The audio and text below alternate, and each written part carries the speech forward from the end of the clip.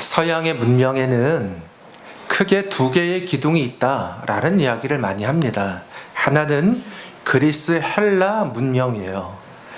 여기에서는 이성과 논쟁을 중히 여기는 그런 전통이 있습니다. 그래서 여기 헬라, 그리스 서양 문화에서는 철학이라고 하는 것이 발달이 되죠. 그래서 우리가 철학을 배우면 꼭 반드시 가장 먼저 배우는 철학이 그리스 철학이에요. 왜냐하면 그것이 맨 시조, 원료이기 때문에 그렇습니다. 또 다른 하나는 유대인과 유대교에 기반한 히브리 전통, 히브리 문명이 있어요. 그래서 이 두 가지 기둥이 쭉 있는데, 이 히브리 문명은 헬라 문명과는 다르게 헬라 문명은 이성이 중심돼서 자꾸 논쟁하고 따지고 분석하고 이게 옳은 거냐 틀린 거냐 내가 중심이 돼서 판단을 하는 거예요. 그러나 이 히브리 문명은 하나님이 주신 절대 진리가 있다. 자, 이것은 하나님이 주신 절대 진리야. 우리에게 주어진 절대 진리. 절대 진리라고 하는 것은 상대 진리가 아니죠. 변하지 않는다. 이것은 세월이 가고 상황이 다르고 여건이 변해도 언제든지 진리야. 어디 갖다 놔도 진리야. 라고 하는 진리가 있다. 그리고 그 진리에 대해서 인간에게는 무엇이 중요하냐면 믿음과 그 진리를 믿는 믿음과 그 진리에 대한 전적인 순종함이 중요해요. 그러니까 이 그리스 헬라 문화와 이 히브리 문화는 근본적으로 사실은 성격이 달라요. 저쪽에서는 계속해서 의심하고 논쟁하고 이게 맞냐 틀리냐 따지라고 하는 것을 중요하게 여기는데, 이쪽에서는 아니, 이것은 절대 진리로 주신 거야. 그러니까 이제 우리가 할 일은 따지는 게 아니라, 이게 옳으냐 틀리냐 따지는 게 아니라 이것에 대해서 내가 믿고 진리로 내가 받아들이고 그것에 대해서 전적 순종하는 것이 중요하다 하는 것이죠.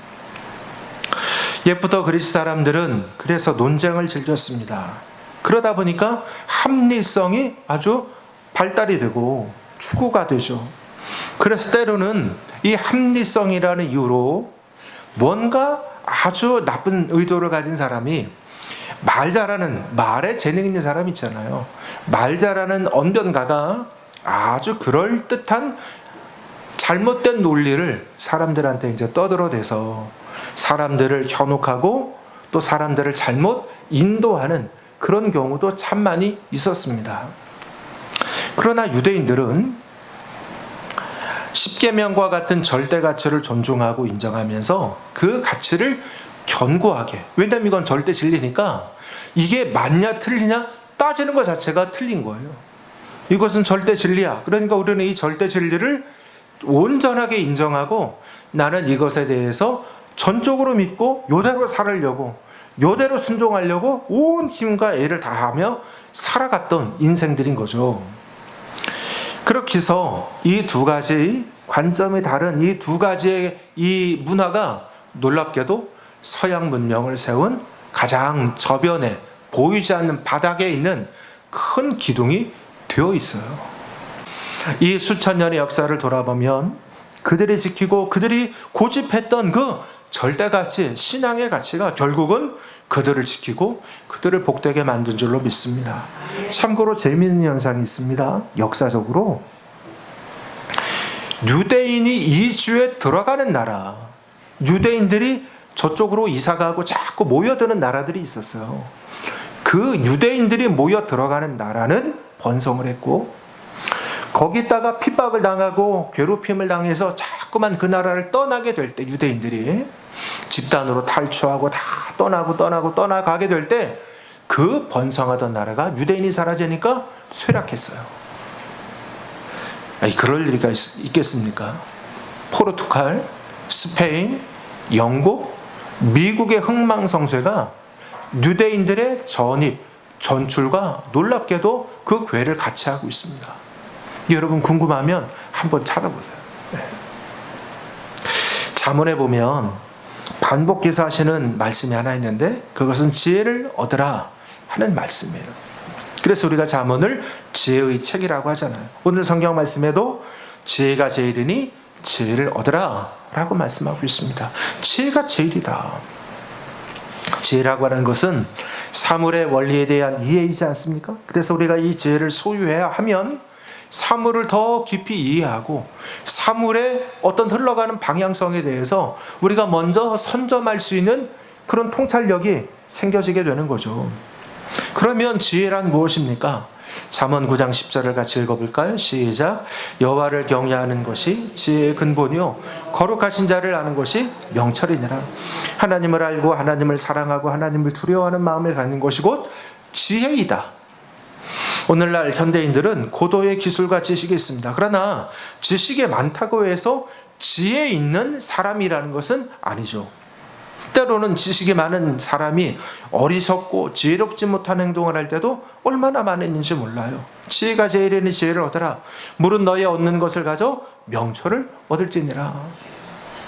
얼마 전에 큰 뉴스 중에 하나가 미국에 있는 그 IT 기업 메타라고 하는 회사가 전 세계, 이 메타가 이 회사가 아무리 봐도 자기 그 회장이 볼 때에 자꾸 뭔가 이제 뒤처지게 되는 거예요. 뒤쳐져 한 걸음 뒤쳐져. 그런데 이 시대는 그 경쟁에서 치열한 경쟁에서 그 IT 기업들의 경쟁에서 몇 걸음 뒤쳐지기 시작하면 순식간에 몰락하는 거예요. 순식간에. 그 위기 의식을 가졌어요. 이분이 어떻게 했어요? 전 세계에 있는 제일 지혜로운 인재를 자기 회사로 스카우트했습니다. 연봉으로 얼마를 줬습니까? 혹시 아세요? 연봉을 얼마 줬는지? 1인당 연봉. 자기 연봉이라고 아니라고 관심이 없으시죠? 연봉을 1년에 1,000억을 줬어요. 1,000억을 주고 내려와서. 너무 부럽죠? 1,000만 원이 아니야. 1,000억 원을. 놀라운 것은 그 중에 하나, 한국 사람도 있어요. 막 경탄이 나와. 이야, 내가 그랬으면, 내 자식이 그랬으면 1년만 일하고 평생 놀아도 돼. 1,000억. 다시 말할까요? 그 회장은 왜 1,000억을 줬을까요? 우리가 이런 생각들이 다 있죠. 어떤 사람에게 어떤 급여를 주고 또 이렇게 그에게 그 노동에 대한 대가를 주면 반드시 그 이상 얻을 수 있는 기대가 될 때 그만큼을 주는 거 아니에요? 이 사람이 만들 수 있는 수익이 1년에 뭐 5천만 원인데 내가 이 사람한테 1억을 주는 게 맞겠어요? 그러니까 다시 말하면 그가 불러온 그 몇몇의 그 인재들은 1년에 내가 1,000억을 주더라도 1년에 1,000억을 주라도 이 사람은 1,000억 아니 2,000억, 3,000억, 어쩌면 1조 원, 10조 원의 가치를 만들어낼 수 있어 라고 생각하기 때문에 그 돈을 주고 데려오는 거예요. 그들에게 무엇이 있는데요? 그들에게 화려한 외모가 있겠습니까? 그들에게 뛰어난 언변이 있을까요? 그들에게 뭐 남다른 유달리 뛰어난 인간관계의 재능이 있어서 그 돈을 주고 데려왔겠어요? 다 필요 없습니다. 저 사람이 가지고 있는 지혜 하나, 저 사람이 가지고 있는 지혜 하나가 필요한 거예요. 지혜 하나가. 오늘은 성경의 이야기를 생각하면서 지혜에 대한 3가지 교훈을 얻고자 합니다. 첫째로 지혜를 사랑하라. 그가 너를 지키시리라. 6절에 보면 지혜를 버리지 말라. 그가 너를 보호하리라. 그를 사랑하라. 그가 너를 지키리라. 지식이나 재산이나 권력을 가지라고 말하지 않아요. 지혜를 사랑하라. 지혜를 꿈꾸라. 그러면 그 지혜가 너를 지키고 너를 보호할 것이다. 돈이 여러분을 지킬 수 있어요. 또 권세가 여러분을 지킬 수도 있어요. 그런데 여러분, 돈이나 권세는 다 있다가 사라지는 것 같은 거예요. 그러니까 잠시는 지킬 수 있을지 모르지만 영원히 지킬 수가 없어요. 하지만 지혜를 뺏기는 적이 있나요? 지혜를 강탈당하는 법이 있나요? 누군가가 여러분의 돈을 도적질해 갈 수 있어요. 그러나 여러분의 지혜를 도적질할 수 있느냐고요. 어떤 철학자는 말하기를 지혜를 가지면 다 알 수 있다. 틀렸어요. 지식을 가지면 다 알 수 있다. 단 한 가지만을 빼고. 어떤 한 가지? 마음의 평안과 마음의 평온을 얻는 것. 그 한 가지 빼고는 지식으로 다 알 수 있다. 그런데 지식으로는 마음의 평안, 마음의 평화를 얻을 수 없어. 지식이 아무리 많다고. 오히려 여러분 이 시대를 보면 우리가 정보가, 지식이 너무너무 많은데 이 너무 많은 지식 때문에, 정보 때문에 이 정돈되지 않은 이 정보가 너무 많아서 우리가 불안해지게 되고 우리가 갈피를 잡지 못하게 될 때가 얼마나 많이 있습니까? 차라리 덜 아는 게 약이 될 때가 얼마나 많아요. 오늘의 사람들 여러 가지로 불안합니다. 죽음, 실패, 인간관계 죄. 우리가 인간의 어떤 형상을 입고 나서 영원히 이 문제들을 다 끊어낼 수가 없어요. 계속해서 그러죠. 그런데 이런 불안들은 인생을 불안정하게 만드는데 왜 그러냐? 참된 지혜를 모르기 때문에 그렇습니다. 참된 지혜는 영적인 관계, 하나님과의 올바른 관계에서부터 시작이 돼요. 그래서 하나님과 내가 바른 관계를 잘 맺고 나면 가만히 생각해 보세요. 이 문제의 상당수가 해결돼요. 죽음. 하나님과 내가 정말 올바른 관계가 되면 죽음의 문제가 더 이상 두렵지 않아. 실패도 두렵지 않아요. 욥이 실패했을 때, 다 잃어버렸을 때 그가 두려워했습니까? 고통스럽긴 하죠. 그러나 그가 낭망하고 막 좌절하고 막 그러나요? 그걸 견뎌요. 인간관계 때로는 내 마음에 상처 주고 내 마음 실망 주고 떠나버리는 사람들 얼마나 많이 있어요. 비수를 꽂고 가는 사람들도 있어요. 그러나 그런 일들 속에서도 하나님 안에 있으면 우리가 이것들에 대한 지혜를 가져야, 사람은 사랑의 대상이지 믿는 대상이 아니구나. 내가 그 사람 사랑했으니까 됐다. 죄의 문제도 하나님 안에서 우리가 풀어주죠. 그러고 보면 인생의 진짜 근본이 어디 있느냐? 하나님과의 관계에 있어요. 여러분, 이것이 보이지 않는 여러분의 재산이 되시기를 기원합니다. 우리가 하나님과의 올바른 관계가 있고 지혜가 성립이 되어 있으면 그 지혜가 여러분을 지켜주는 능력이 되고 힘이 되는 것입니다. 사무엘상 18장 1절에 그 이하의 쭉 내용을 보면 다윗이 어린 나이에 물맷돌 하나 들고, 정확하게 물맷돌 5개 들고, 성경에 5개라고 나뉘어 있어요. 그러나 유대 전통에 5개 들고 갔을 거라 그래요. 이유가 있어요. 왜냐하면 골리앗과 그 형제가 5명이었거든요. 그래서 다 때로 눕혔다 이거죠. 5개 가지고. 그래도 어쨌든 그 골리앗 장수 골리앗을 죽이고 돌아올 때 백성들이 사울이 죽인 자는 천천히요, 다윗은 만만이로다 막 칭송을 하죠. 그런데 이 얘기를 듣고 다윗이 교만해졌습니까? 교만해지지 않아요. 그의 마음이 높아지지 않아요. 그리고 그의 마음이 늘 언제나 한결같은 그런 겸손을 지킵니다. 그래서 그 겸손 때문에 그는 사울의 아들이었던 요나단과 아주 깊은 정말 사랑의 우정을 나눠요. 얼마만큼 우정을 나누냐? 성경 보면 서로 생명처럼 사랑했다. 그리고 훗날 다윗이 너무너무 어려운 위기를 만났을 때, 사울한테 죽임을 당할 위기를 만날 때 사울의 아들이었던 다윗이, 이 요나단이 다윗으로 하여금 알려줘서 도망가게 해요.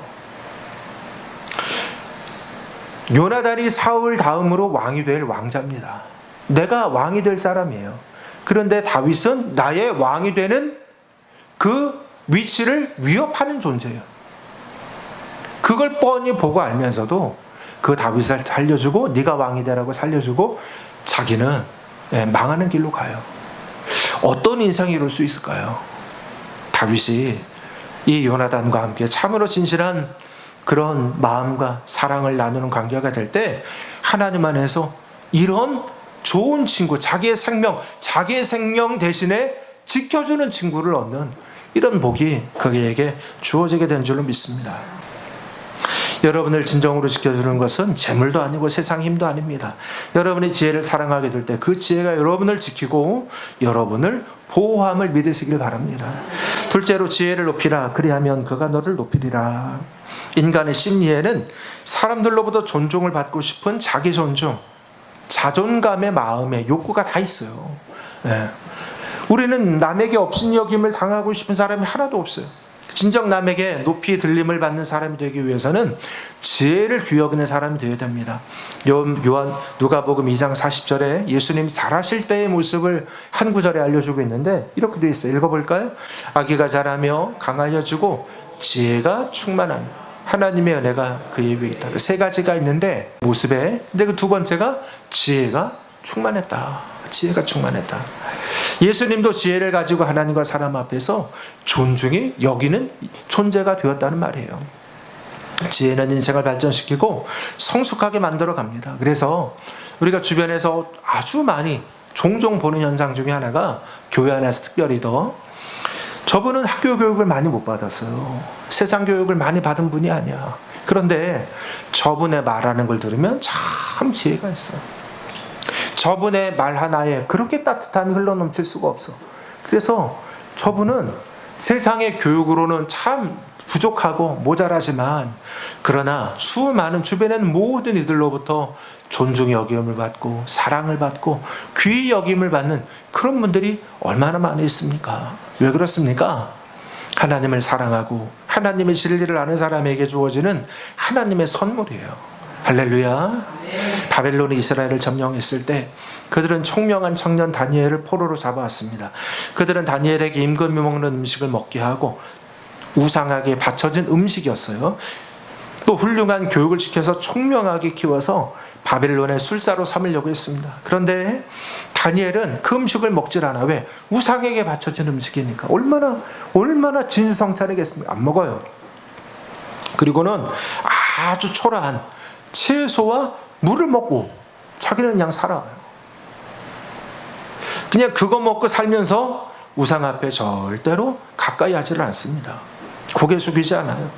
시기를 받아서 사자굴에 던져집니다. 생명 위협을 받습니다. 죽어나가죠. 그러나 그런 위기 속에서도 그런 마음의 중심을 가지고 하나님 주신 지혜를 가지고 살았기 때문에 가는 곳마다 높이 들려지는 인상이 되게 된 줄로 믿습니다. 높이 나중에 들려져요. 자, 여러분, 높이 들려지는 게 중요한 게 아니라 높이 들려졌습니다. 지혜가 있으니까 높이 들려졌지만 그러다 높이 들려진 다음에 지혜 있게 쓰임 받아야 될 거 아니에요. 다니엘이 높이 들려진 다음에 지혜 있게 쓰임 받는 인생이 되게 된 것을 믿으시길 바랍니다. 우리는 보통 나도 출세하면 좋겠다. 나도 높은 자리에 오르면 좋겠다. 문제는 그 자리가 정말로 주어졌을 때 내가 감당할 수 있는 사람이 돼 있느냐 말이에요. 우리 교우들이 하나님이 주신 지혜로 그런 은혜가 있으시기를 기원합니다. 나는 지혜가 부족하고 나는 모자라도 하나님이 주는 지혜를 가지고 자꾸만 그 지혜롭게 감당하고 지혜롭게 쓰임받는 사람이 되는 거예요. 여러분, 지혜가 많은 사람과 어떤 순간적인 트릭이 많은 사람은 다른 겁니다. 지혜를 가진 사람은 생명을 일으키는 사람이고 트릭, 순간적인 어떤 그 처세술이 뛰어난 사람은 그 순간순간을 모면하는 그런 재간이 많은 거지 그 사람에게 생명의 역사가 일어나질 않아. 그런 사람한테 아무리 자리 맡기고 해봐야 생명의 역사가 일어나지를 않아요. 마태복음 25장에 열처녀의 비유가 있어요. 지혜로운 5처녀, 미련한 5처녀. 무엇이 지혜롭고 무엇이 지혜롭지 않습니까? 신랑이 오는데 언제 올지를 몰라요. 그러니까 지혜로운 5처녀는 언제 올지 몰라. 늦게 올 수도 있어. 기름을 넉넉하게 준비해서 갖고, 미련한 5처녀는 금방 오겠지. 힘들게 뭘 자꾸 들고 가냐. 가볍게 그냥 조금만 들고 갔어요. 신랑이 늦게 왔어요. 그래서 기다리던 이 미련한 5처녀는 기름이 떨어져서 다시 기름을 가지러 갔는데 그 사이에 신랑이 왔어요. 기다리던 5처녀를 데리고 신랑이 잔치하러 들어갔습니다. 문을 닫아버렸습니다.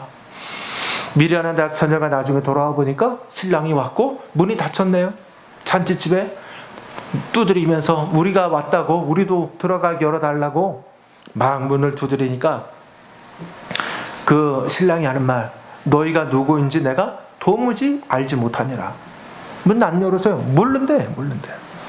미련한 5처녀, 무슨 소리예요? 수모와 업신여김을 당하는 거죠. 미련한 남. 여러분, 미련하면 이래요. 지혜가 없으면 이래요. 우리 성도들 지혜가 있으시기를 기원합니다. 우리가 성도가 되었다는 말 참 축복입니다. 왜? 미련한 자가 아니라 지혜로운 사람이 되었다는 얘기이기 때문에 그래요. 여러분에게는 보이지 않는 재산이 있습니까? 남에게 높임을 받고 존귀 여김을 받는 이런 지혜의 소유자가 되시기를 축복합니다. 세 번째, 지혜를 품으라. 그가 너를 영화롭게 하리라. 그를 높이라. 오늘 8절 9절 읽어볼까요? 그를 높이라. 그리하면 그가 너를 높이 들리라. 만일 그를 품으면 그가 너를 영화롭게 하리라. 그가 아름다운 관을 내 머리에 두겠고 영화로운 면류관을 내게 주리라 하셨느니라. 지혜를 품으면 그 지혜가 우리를 영화롭게 하고 우리를 높게 들려주겠다는 얘기예요. 지혜의 왕인 솔로몬이 왕이 된 후에 어떻게 나라를 잘 통치할 수 있을까 깊은 마음을 두었는데 어느 날 잠을 자는데 꿈이 하나님이 나타나셔서 솔로몬아, 내가 너한테 무엇을 해줄까? 네가 원하는 대로 해주마. 원하는 것을 말해봐라. 그러니까 솔로몬이 하는 말이 고민을 하다가 자기가 하나님, 저에게 지혜를 주십시오. 하나님이 이상해서 물어요. 야, 너는 왜 지혜를 구하니? 다른 수많은 사람들처럼 다른 사람들 보면 보통 돈 많은 거, 귀하게 되는 거, 존귀하게 되는 거, 이런 거 구하는데 너는 왜 지혜를 구하느냐? 솔로몬 말하기를, 주님, 제가 참 부족한 사람인데 이 백성을 다스리고 이끌어갈 왕이 되지 않았습니까? 그래서 제가 이 백성을 잘 통치하는 그런 왕이 되기를 원합니다. 그러려면 지혜가 있어야 되니까 저한테 지혜를 주십시오. 하나님이 그 얘기를 너무 기쁘게 들으셨어요. 야, 성경 보면 네가 부도 귀도 구하지 아니하고 백성 잘 다스리겠다고 지혜를 구하는구나. 그래서 하나님이 내가 너에게 지혜를 주고 거기에 더해서 네가 구하지 않은 부와 귀도 더하여 주리라. 할렐루야. 부와 귀를 구하지 않았어요. 거기다가 목적을 두지 않았어요. 그런데 하나님이 지혜를 구한 이 솔로몬에게 부도 귀도 더해주는 인생이 되게 됐습니다. 어떤 인생이 복이 있느냐? 더해지는 인생이 복이 있는 거예요. 더해줄 때, 내가 생각하지 않은 것이 더해질 때 참 그때 행복한 거예요, 인생에. 여러분, 지혜가 있는 사람에게는 하나님의 플러스 원이 있어요. 하나님의 더하심이 있어. 우리 성도들이 이런 은혜가 있는 인생이 되시기를 주님 이름으로 축복합니다. 마음의 지혜는 잃어버릴 염려가 없어요. 왜? 누구도 훔쳐갈 수가 없어요. 그리고 나에게 축적되어 있는 이 지혜는 나의 실력입니다. 그래서 어느 곳, 어느 자리, 어느 형편에 처해지든지 나의 실력이 놀랍게 발휘되는 거예요. 그러니까 지혜 있는 사람 하나 어디다 갖다 놓으면 다른 분야의 지혜가 있는 사람이랄지라도 이 분야 갖다 놓으면 조금 있으면 이 분야에서는 지혜를 발휘하지 않습니까? 잘하는 사람 여기서도 잘하지. 우리 성도들이 이런 인생이 되시기를 주님 이름으로 축복합니다. 참된 지혜가 뭐냐? 여러분, 거듭 말씀드리지만 성경을 보면 참된 지혜는 하나님을 사랑하며 하나님을 두려워할 줄 아는 것에서 우리 인생의 지혜가 출발합니다. 예전에 제가 육군 최전방 사단 그 부대를 방문해서 위문하고 기도회를 진행했던 때가 있어요. 이제 교인들하고 같이 가서 그렇게 했는데, 기도회를 하는 동안에 이제 여러 부대원들 또 여러분들 같이 오셔서 하시고, 사단장님이 다 이제 이렇게 기도회 마치고 안내를 해주고 설명을 해주더라고요. 그리고 식사를 같이 하는데, 그러면서 대화를 하게 됐어요. 이 사단장님이 자기가 이 사단에 부임하면서 이렇게 이제 둘러보니까 건물들이 너무나 다 노후한 거예요. 너무나 다 낡았어요. 그래서 병사들이, 군인들이 사는 것도 불편하고 이게 너무너무. 그래서 건물들을 새로 좀 많이 져야겠다 해가지고 열심히 이제 여기서 저기서 돈을 끌어다가 건물들을 짓는 일을 하는 거예요. 이제 그 일을 작정을 했는데 자기 마음에 그럼 어떤 건물을 제일 먼저 지을까? 새로 지을까? 마음에 이제 이렇게 살피는데 자기 마음에 너무나도 선명하게 드는 생각이 제일 먼저 예배당을 져야겠다. 저렇게 쏟아져가는 저 소립식 건물 예배당을 보면서 너무 불편한 거예요. 저걸 먼저 제일 져야겠다. 생각을 하고 이분이 가장 좋은 장소에다가 그 교회당을 새롭게 잘 짓는 거랬어요. 당연히 난리가 나지. 주변에 있는 주변에서 이 사단장 또 미워하는 사람이 얼마나 많아.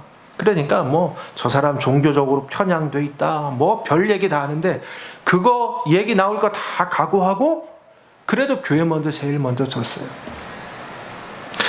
그 말을 들으면서 제가 참 그분의 중심이 너무 귀해 보여요. 그 핍박을 생각하고 그렇게 한다는 게 보통 용기예요? 요즘 이런 사람이 흔치가 않잖아요. 참 귀하다. 그래서 제 마음에 그분의 이름이 아주 선명하게 기억이 됐어요. 참 귀하신 장군입니다. 그래서 그분의 신앙이 너무나 귀해서 그 이후로도 마음에 생각이 들고 또 가끔 기억될 때 기도도 해드리고 그랬어요. 그런데 이분이 이후에 어떻게 됐느냐? 이분이 그 후에 자이툰 부대장이 되더라고. 그거 갔다 오더니 사성장군이 되셨어. 사성장군, 대장이 됐어요. 그리고 육군 참모총장까지 지내게 됐습니다. 할렐루야. 황장군이야, 황장군. 하나님 우선의 마음을 가질 때 하나님이 존귀하게 해주시는 그런 은혜의 면류관을 씌워주시는 줄로 믿습니다. 여러분, 면류관은 내가 뒤집어 쓰는 게 아니에요. 씌워주는 거지. 다른 분이 씌워주는 거지. 지혜의 사람이 되면 우리의 인생에 내가 생각지 못한 씌워주시는 은혜가, 더해주시는 은혜가 우리 가운데 임하게 되는 줄로 믿습니다. 여러분의 인생에 이런 은혜가 따라오기를, 그림자처럼 함께하기를 주님 이름으로 축복합니다. 예수님이 산상수훈에서 말씀하셨습니다. 세상에는 지혜로운 사람과 미련한 사람이 있다. 미련한 사람은 모래 위에 집을 짓지만 지혜로운 사람은 반석 위에 집을 짓는다. 하나님의 말씀을 존중히 여겨서 그 말씀대로 살아가며 말씀의 집을 짓고 신앙의 집을 짓고 신앙의 인성을 짓는 사람에게는 보이지 않는 반석 위에 차곡차곡 집을 그 사람 지금도 지어가는 사람이야. 바람이 나고 창수가 불고 그래도 끄떡없어. 얼마 전에도 지난 주간에도 중국에 강한 태풍이 막 들이닥쳐 갖고 부니까 태풍이 불어 제끼니까 중국 그 남부에 저희 신천에 있을 때도 거기 태풍은요, 한국이 만나는 태풍하고는 비교가 안 돼요. 거기는 더 남쪽이니까 태풍이 무지무지 세요. 태풍이 왕 부니까 그 건물 지붕 이런 것들이 그냥 진짜 종이 날아가듯 날아가더라고. 화면에 보니까 종이 날아가듯 날아가요. 얼마나 그거 지려고 애를 쓰셨어, 누군가는, 그 주인은. 그런데 한순간에 종이짝처럼 날아가. 여러분, 우리 인생과 삶이 어찌 보면 참 위태위태한 거 아니에요? 한순간에 날아가 버릴 수 있어요. 우리 성도들은 보이지 않는 반석, 보이지 않는 재산을 충실하게 쌓는 인생이 되시기를 기원합니다. 그 지혜가 여러분을 지킬 것입니다. 그 지혜가 여러분을 높일 것입니다. 그리고 그 지혜가 여러분의 머리에 승리에 존귀하게 하시는 면류관을 씌워주실 줄로 믿습니다. 이 참된 지혜를 가지고 하나님 안에서 우리 인생을 지혜롭게도 살고 승리하면서도 살아가는 하나님의 복된 인생 되시기를 주님 이름으로 축복합니다.